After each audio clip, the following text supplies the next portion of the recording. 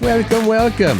I still think that's a weird way to start a show, but I Hello. Thanks for being here. We're glad to be hanging out with you. It's Curt and Jen in the Morning podcast. Mm-hmm. Please like, subscribe, follow, love, comment. Yeah, we'll take whatever we can get as far as those things Please. go. That's so helpful. It's just a little bit of your time.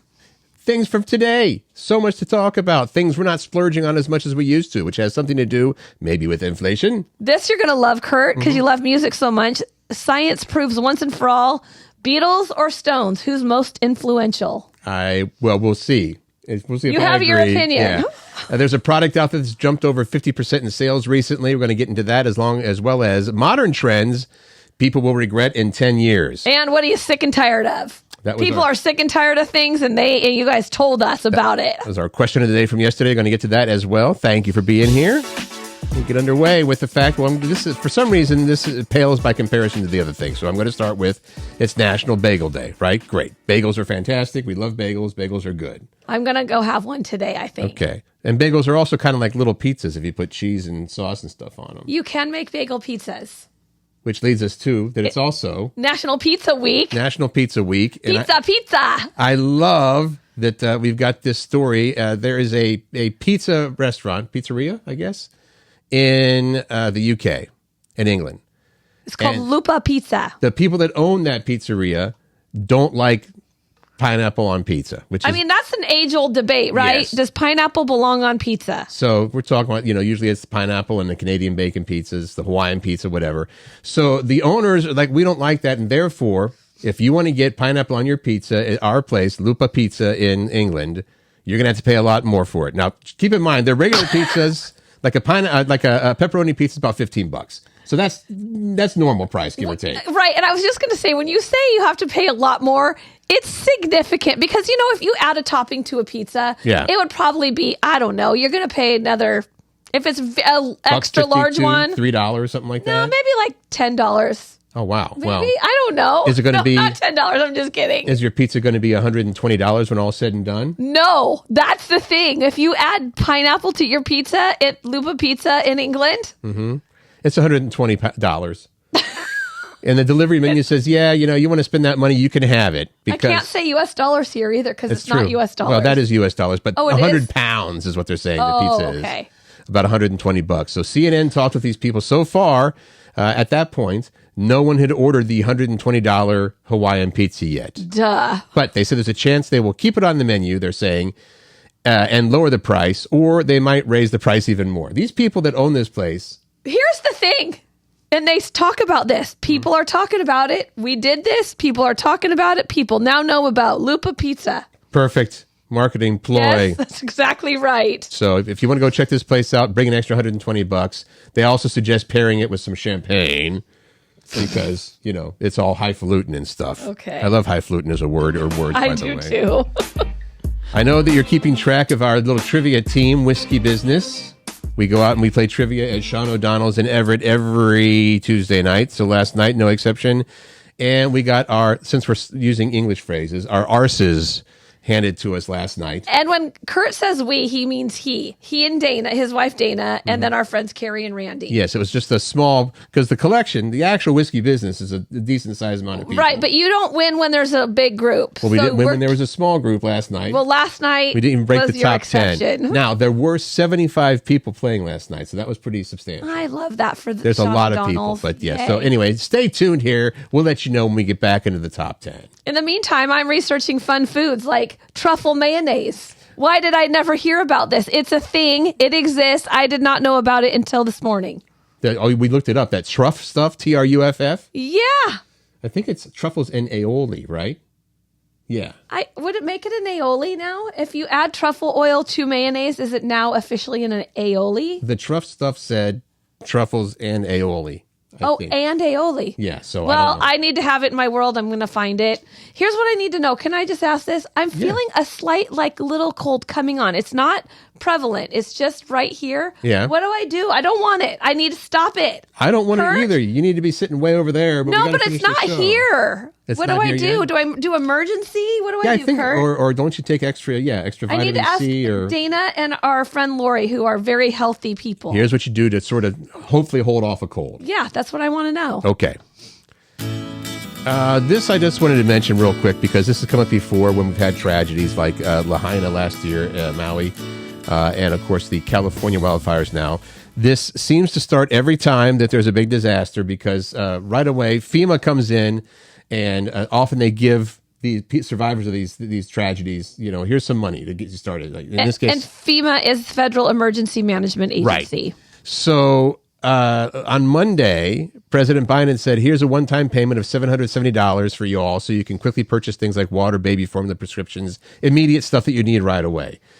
What ends up happening is everyone freaks out because they're like, we're only giving them $770 to rebuild their whole lives. How can the government give all this money and other stuff and just $700? So it's more than $770. This is an emergency, like immediately this is here. Like, we're going to get you on your feet as quickly as possible with the absolute essentials so you can survive money. Right. So this is a plea that if you're on social media saying, ooh, the government sucks because they're only doing this, come on, man. Please just stop spreading this stuff.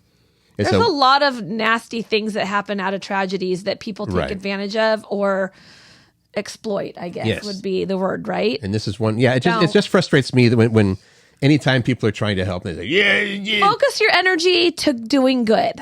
Niceness. That's kindness, if you will. Spread that. We like that a lot better than not kindness. Yeah. Go for it, Jen. 4 things we are not splurging on as much as we used to. There's a survey by a grocery chain that looked at 4 things we spend more money on than we used to. And that's largely thanks to inflation. True. The number 1 thing is gas, followed by grocery store staples, meat, produce, stuff for the freezer. They also looked at how we're making up for it, meaning what are we spending less on because we're probably not making more U.S. dollars. Well, let me jump in here real quick before I move on. Is gasoline a consideration for you? If you're like, well, I mean, I'm talking, obviously, if you're thinking about taking a long trip, maybe it is. But if you're like, well, we're not going to go out to eat tonight because we'd have to drive there and it costs gas money. No, but it's a thing. Like if you follow a budget and gas is something that's going up, so you're spending more money on it. That's just what they're saying. You're spending more money on gas and groceries, eggs. You're spending more money on eggs. It affects your overall budget. So then you have to cut things out. So what are people cutting out? That's the thing. We're not splurging as much on dining out, buying new clothes, electronics, and beauty-related stuff. That's just an FYI. Yeah. If you're looking at balancing your budget, I hope the government's listening. We can move on. Oh, they're listening. They're listening to everything. Listen, government, stop buying more beauty-related stuff. Listening through this little thing right here. Yeah. All right. I thought this was funny. Well, when you have a brand that's been around for a long time, every now and again you need to freshen things up. Right? I can't believe we're talking about this, Curt Cruz. I just think it's kind of comical. Okay. So maybe once. I guess there's no amount of time, but businesses will say, we're going to freshen up our logo, to get more with the times or whatever. Yeah. Well, Walmart decided to do this. And they unveiled a new logo for the first time in nearly 2 decades. They're doing a brand refresh. In 2 decades? It's about time, Walmart. Now, if I want to get this up on my phone, let me see. I'm gonna Google this so we can share with people that are watching. Well, we're really prepared here. We're never really prepared. Walmart logo. Yes. Jeez Louise. Here's the bottom line that Curt's getting at, that he's going to show you if you're watching, and if you're not, you can absolutely Google it like he's doing right now. They took the Walmart logo, right? The Walmart logo is just their name in blue letters, along with a little, I'll call it a little flower in yellow, like little lines. Yeah, right, Sprite or something. I don't know what you call that thing. Yeah. So, would you say that they took the old Walmart logo and basically highlighted it and hit bold? Yes. They put it into They Word. highlighted it and hit bold. That's what they did. So I've got, and you can't see this unless you're watching. We're going to hold this up there. Let me see where we got. It's hard to see it. There we go. You can see the old Walmart logo there. It's you can't even. Can you scroll and show the flower too? Yeah, I'll get to that. Okay, it's just really they seriously. That's their new logo, which is just basically the old logo. It's just and it was bolded. And so now you're thinking, well, they must have done something different with the little. No, they brightened the blue and brightened the orange, and they maybe hit bolded again. Too. So there's the little. They hit the bold and bright button on that part. Walmart yellow star. I call it a flower. I wonder what they call it. Anyway, Miss Promotions and Marketing. What do you think about a little tweak makes a difference. It's brighter. It's bolder. They're making it. They want to stay. They probably are like, let's stay with what people recognize because that is a very well known brand. Mm-hmm. So you don't want to screw it up too much. They didn't even change the font. I mean, it's literally bolded. But I like what they said about it. While the look and feel, this is what Walmart is saying, the look and feel of our brand is more contemporary. Our refreshed brand identity, reflects Walmart's enduring commitment to both Sam Walton's principles and serving our customers however they need us, saying the brand refresh will help Walmart build credibility and connection. Okay. Because of that. Because of the bold. The highlight bold. Credibility. Okay. Well, that's great. That's great. That's just great. You can see a difference. It does look a little fresher for sure. They just didn't want to change the whole thing. Well, we've been involved in designing logos before, and the amount of things you go through, like, here's 400 different shades of blue. Here's the great thing about their logo is if they had old stuff, it's not going to be that different that they can't use it anymore. That's true. So there's that. Okay, you mentioned this and you found this, and I appreciate it. You have a very strong opinion about this. I just said, hey, science has determined who has more influence. Who has more influence, the Beatles or the Rolling Stones? And you're like, Beatles, it's the Beatles. Yep. And I'm like, well, science has done a little something, and they've given us the answer, Curt Cruz. What happened was they went through a bunch of rock performers. They went to Wikipedia and went through. There's the start. Great. They had a list of 479 rock performers, and they said, okay, we're going to see which one people think are the influences, the biggest influence, and then they pared it down. Dude, I didn't really read this whole article. Right. Well, and that's the thing. What did they base it on? This apparently, that's all that I have on it. Okay, that's what I'm saying. They put it in here. Maybe they took more. These 479 mainstream rock performers and said, here's all these people. Who do you think is most influential? And people said this, this, and this. Regardless. They took a bunch. Okay, and they said, who did people name the most? Well, by far. Beatles. It was the Beatles. Yes. The Beatles had 210 mentions. Led Zeppelin was number 2 at 151. Most people would assume that the Rolling Stones were second, but Zeppelin is second according to this list. And Rolling Stones is third at 146 mentions. Then the top 5 ended up being U2 after that and David Bowie. U2, that's pretty cool. But how come number 10 on the list is Red Hot Chili Peppers? Do you not agree? They're tied with Jimi Hendrix. Well, I would have put things like the other ones that have made the list. Bruce Springsteen should be on there. Aerosmith, The Who. Oh, and your favorite Green Day. Yeah, Green Day, I do think. Metallica. Yeah. So when they put these lists up, of course, they hope we're going to talk about it on social media. They're going to talk about it on these kind of things and podcasts. We did. So they got there their deal. Curt, you were right. It was the Beatles. Yeah, the Beatles, hands down. Hands down. All right. We talked about this before. If you were to give a gift on lottery tickets, right? Scratch tickets, right. Lottery tickets, whatever. I believe that what we did was, what's the proper etiquette if that person, or you, let's say it's you get the lottery ticket as a gift and then you hit for a bunch of money. Do you have to share it with people? The person that gave it to you, I guess, specifically. I mean, the answer ultimately is no, it's your ticket. You don't have to. Well, what happened, Curt? Tell us the story. This was a white elephant gift exchange around Christmas. One of the gifts that was a lottery ticket. Somebody gave to it. Actually, there's more to the story. The lottery ticket ended up hitting for $500,000. Okay, that's the spoiler alert. Yeah. So this 25-year-old got the ticket, but you know how white elephant things work. So some people exchange gifts, and then apparently she got a flashlight in this white elephant exchange, right? Yeah. But her dad bought that flashlight to exchange, but he wanted the flashlight for himself. He was planning ahead. In this gift exchange, he's like, you know what? When it comes time to trade, I'm going to trade for that flashlight because I want that flashlight. Well, guess what? He traded it with his daughter and gave her instead the lottery tickets that he won, and her lottery ticket hit for $500,000, and he got a flashlight. Do we know what she did with it? She said that she is sharing some of the money with them and with her dad. Her cousin actually is the one who bought the ticket and started it through the chain of the white elephant gift. my God, exchange. That's so awesome. Yeah. So, but then I love that. That begs the question. People say, well, how much is she sharing? Well, it doesn't matter. She's sharing. Mm-hmm. Sharing is caring. Is that right? Yeah. Okay. And caring is sharing. I'm just happy to see that actually did happen and somebody did share the money. Yeah. Okay, this I can relate to because there is a product that has grown in sales. It's a food product that has jumped in sales by 50% in the last 5 years. And this was kind of done, it wasn't done sneakily, but this sort of snuck up on me as oh, really? Cottage cheese. Yep. And I know this because, well, first of all, it's been showing up on my social media a lot. Like all the things you can do with cottage cheese. You don't just have to eat it out of the container and put like gross peaches on it, which I'm yucking someone's yum. I know that. Yeah, don't yuck my yum. I will not. Peaches, man. Peaches are amazing. But people are doing things with cottage cheese, like they're blending it and then putting it on toast. And that's what Jackie, my roommate, started doing too. We have so much cottage cheese in our house. We're blending it and we're putting it on our avocado toast because it's high in protein. It's low calorie. It's low in sugar.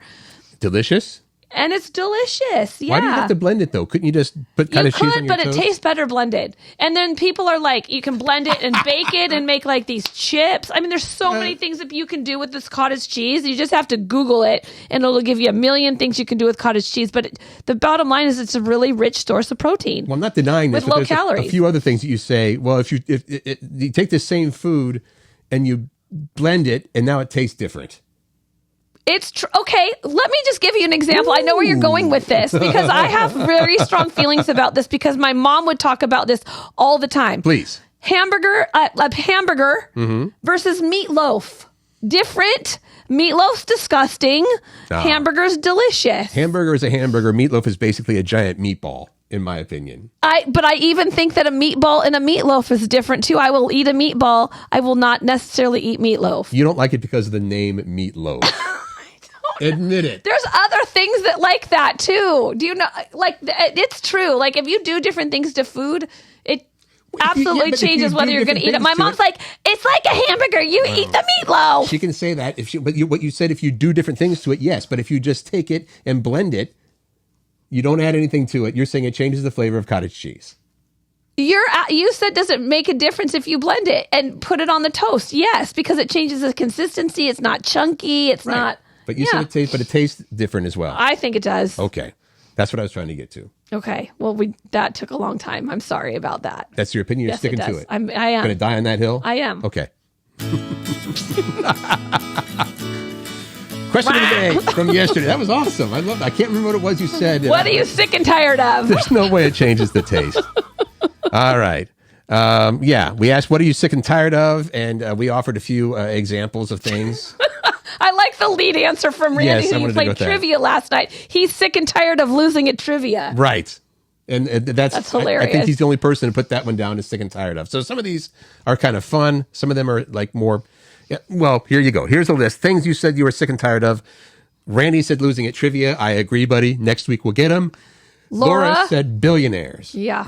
But I want to be a billionaire. And then Laura will be sick and I tired would like of to me. be a billionaire too. Cindy said politics. Kim said graffiti. Rita said gambling and losing. Poor Rita. That's a chance you take when you gamble. That's for sure. Now, Flannery's response is similar to, I think, what you do, because you walk into a room and you're the sunshine in the room. Flannery is frustrated being the token extrovert in almost every interaction. And she's claiming that this is an area that caters almost exclusively to introverts, right? Like Seattle area. The Seattle area caters and she's to introverts. Not shading the introverts, but she says, I'm exhausted by the sheer effort it takes to single-handedly engineer and drive almost every single daily social interaction from the grocery store to meeting up with friends.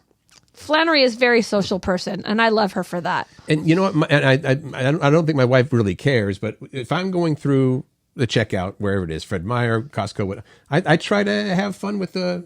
how's it going? How's your day? You almost off work? People sitting there all day. They're probably getting complaints and stuff, so why not? Offer a smile. I like it. Andrea said, well, I'm sick and tired of our Seahawks and Mariners not going to the playoffs. And guess what? Pretty soon, you're probably going to be able to add the Kraken to that as well. That's a great answer, Andrea. Brent, with his anxiety-induced insomnia. That's where you can't turn your brain off, right?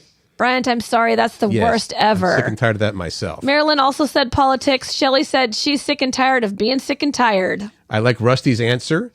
I'm so tired of being tired, as sure as night will follow day. Most things I worry about never happen anyway. That's Tom Petty's That's from Tom Petty's song, and I believe it was, what is it called? Crawling Back to You. It was on Wildflowers. Oh. Yeah. Okay. Thanks for researching that in advance, Curt Cruz. Said politics and general unkindness. Thank you, Anne. Sick and tired of that. Corey said she's sick of the cold, wet, gray weather. She wants warm, tropical weather. Well, you got to get on an airplane for that. Is she aware of where we live? I know. Right? That's all right. That's a good answer, though, Corey. Brittany says, you know what? Respect others, just smile. She is sick and tired of people being, I guess, unkind. Carrie agrees with Corey. Gray skies and coldness. I can't wait to sit out on my patio with flowers and friends. She's also sick and tired of mean, rude, selfish people. Sonia says she is sick and tired of working. Maybe she's going to retire soon. Christy is sick and tired of liars, and Tara is sick and tired of the dark, dreary days. She needs some sunshine. Lots of people saying that one. Meredith is tired and sick and tired of tipping. It has gotten ridiculous. Yeah. And Ina is sick and tired of the cold. That was a popular answer. Laurel. Also. Gray winter days. Although I like the rest of her answer. It's like, if we're going to live through the winter, at least give us a little bit of snow. Amen, sister. Amen to that. And Matthew said he's sick and tired of short days. I guess that means... There's a theme in these answers. Lack of sunshine, lack of light. People are... And it's only like... We still have a little while of this. We still have like a month and a half. Well, it's interesting when the shift happens, the winter, autumn equinox, the winter, regardless... When the days start getting longer, it doesn't seem like they're getting longer. No, it takes a while to notice the difference. Still, feel free to chime in with your answer on that. What are you sick and tired of? All right. Almost half of employees, it's 46%, but I'm going to say almost half. Right. No, I'm saying this wrong. Right. Less than half of employees know what is expected of them at work. Isn't that something? This is a Gallup poll that's found out. Americans in the workplace, they found, as you said, just 46% of employees clearly know what's expected of them at work. And they're saying one problem is engagement. Only a third of employees reported feeling engaged at work. Right? And 2 in 10 are actively disengaged at work. 54% of people don't know what's expected of them at work. That is a huge problem. If you don't know what's expected of you at work, you should ask. I agree. My silence did not mean I didn't agree. I can't believe this. And then they go further here real quick to say, why don't employees feel engaged? Only 4 in 10 employees feel strongly that someone at work cares about them. That's sad. Only 4 in 10 people say there's someone at work that cares about me. Wow. I know you're going to cry. Okay. No, I'm not going to cry. I'm really actually thinking about that, because is work the place where you should expect people to care about you? Because I don't. I mean, I might be a little bit bitter, but I try not to be. But you have to take care. You got to take care of yourself. You're there to make some money. Your company's there to make money from what you're doing. Right. But I'm going to go ahead and disagree with you on that. Okay. Not that part, but if you don't have anybody at work that you feel actually cares about you or likes you, that'd be a very hard place to work. Agreed. I just don't know. I don't know. I don't know that I have the expectation if I'm going to work that people actually care about me. Well, you were the boss, so you did a very good job of making sure that people knew that they were cared about. I want to make sure that people feel cared for and seen and noticed and valued and heard and all the things. Important. But I just don't, All right. So there you go. Was that kind of a downer? Kind of. Well, let's play one of these that's upbeat. Okay. That one. Okay, this is upbeat. Mm-hmm. FIFA, Las Vegas. Cup 2026 is coming to Seattle. Mm-hmm. Which is huge news in and of itself. Mega. Right. Mega. 2026, I think it's June of next year. And they made a big announcement yesterday saying that there's going to be fan zones across our state when FIFA Cup comes to Seattle. Mm-hmm. So, of course, the Seattle Center will serve as the primary hub for all fan activities in the Seattle area. So, right. Seattle Center. But they announced yesterday that they're going to create these fan zones in, I think it's, how many is it? 9 different cities? 9 different cities. Right. And those include Bellingham, Bremerton, Everett, Olympia/Lacey. Right. I like that they put those together. And also Spokane as well, right? Yep. Tacoma, Tri-Cities, Vancouver, and Yakima will all have these fan zones. So what are the fan zones for? So they'll have every city will have something unique about their fan zone, so it'll encourage people to kind of go across the state and experience that. But also they'll have watch parties and different kinds of food. Like, I just love that they're spreading it across the state, because normally when this stuff comes, it's all just in Seattle. Yep. I think it's exciting. Yay for all of our cities. You're saying, well, how much is it going to cost me? That's a nice thing, too. $0 to go to the fan zones. I mean, you're going to have to pay for the food, but you get to go into the fan zone for free. And that's you'll be amongst your own kind. Yeah. You soccer heads or whatever. I don't know what to call it. Is this going to end up being sad, too? I think it's kind of funny. No, I think this is humorous. This is a list that was compiled. Modern trends, so if you think about right away, modern trends you're thinking of that people will regret in 10 years, maybe less. I mean, number one is, okay. I mean, duh. So this is from social media, trends that they ask people about, modern trends that everyone will regret in 10 years. And these are some of the most popular answers. And you're right. Number one is a biggie. Yeah. Putting your whole life on the internet. The worst parts will resurface, it says. Filming kids' worst moments for the internet clout. Those will also resurface. You know, when you think, I'm thinking back to, remember that David After Dentist thing where he was coming back from, is this real life? That was embarrassing. I don't remember that. Oh, that's a long time ago. So that shows you how much I pay attention. Okay. What's a recent one that you can think of with an embarrassing kid? Okay. I can't think of any. Getting advice from influencers instead of actual experts. My doctor has a mug that says, my 4 years of med school trumps your, search of WebMD, which is true. It is true. But you look at WebMD. I do. You go into the doctor. Yeah. I know exactly what I have. It says Can we side note on this mug that you talked about? Oh, yeah. I just saw a mug that if you have an accountant in your life, it's a freak in the sheets mug. And it's an Excel spreadsheet that's labeled freak in the sheets, like Excel spreadsheets. Get Love it. More trends that people will regret in 10 years, cosmetic surgeries and procedures, which leads to face tattoos, which is completely different. Sorry. It is. Face tattoos are bad, but then again, people are like, well, what about Jelly Roll? I know. You like Jelly Roll. Who else? Who's the Post? Is it Post Malone? Yeah. Let's see. Where are we? Giving children unfettered access to technology. They're saying that's a trend. That's a bad one. Yeah. Well, we're finding that out through research right now. Parents allowing children to run the show, giving kids really terrible names, having an OnlyFans page. These are modern trends people are going to regret in 10 years. The broccoli haircut. That's the curly hair, and then it's just like chopped. What do you think? You're going to say it works on some people. It does. I think it does. The last thing that they said is a modern trend that we're going to regret in 10 years is buying cyber trucks. I still don't know. I know that there's people that have them. More power to you. There's a lot more. I'm seeing a lot more on the road. I kind of hope that after a while, they wouldn't seem so weird looking and ugly. If I saw enough of them, it's still weird looking. Yeah, some people love them. You're going to think that you hate them. I can't. I know, but I just, let's not own it. Cyber shame. Cyber truck shame it's people. It's true, to each their own. All right, what about this new app? Oh, I found this. I had to talk about it. This is actually really cool. So we know that the app store's filled with these different services that are designed to help everything. Cut off your screen time, right? Yeah, there's an app for that. There's an app for counting your steps. There's an app for yeah, you're right. There's a new app called Steppin', which combines the two ideas of cutting off your screen time and counting your steps. It literally will cut off your screen time. It will not let you have any more screen time until you get outside and do your steps. But you're going outside is the key. Like, get outside and start moving your body, and then you can earn some screen time. That's actually just like a big brother parent. I feel like I want to give my daughter Macy this app. You can have screen time. You absolutely can have screen time, honey. Go out outside and walk. first. Yeah. I suppose you can set it to how far you have to walk. Get outside. Go outside and earn your screen time. I actually think this is a pretty good idea. And in most cases, I think this is something that somebody will do for themselves, not for their kids necessarily. Well, it works for both. Yes. It's almost like, it's like almost having a personal trainer. Stop that for a while. Get out there and walk. And then you get rewarded with more of that kind of stuff. I like it.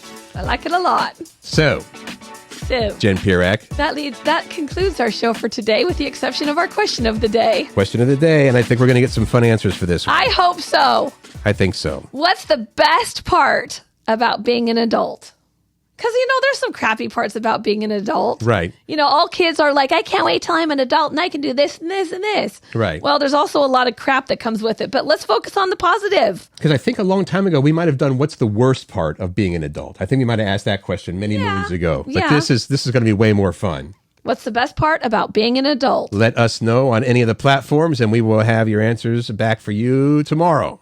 Yes. Every weekday, right? We really appreciate you being here and letting us be part of your day. We hope we're part of your daily routine because we do this podcast every weekday. We want to be part of your daily routine. Thank you so much if we are already, and like and follow and subscribe. We're halfway through the week. Have an awesome Wednesday. Make good choices, find joy, spread kindness, and laugh.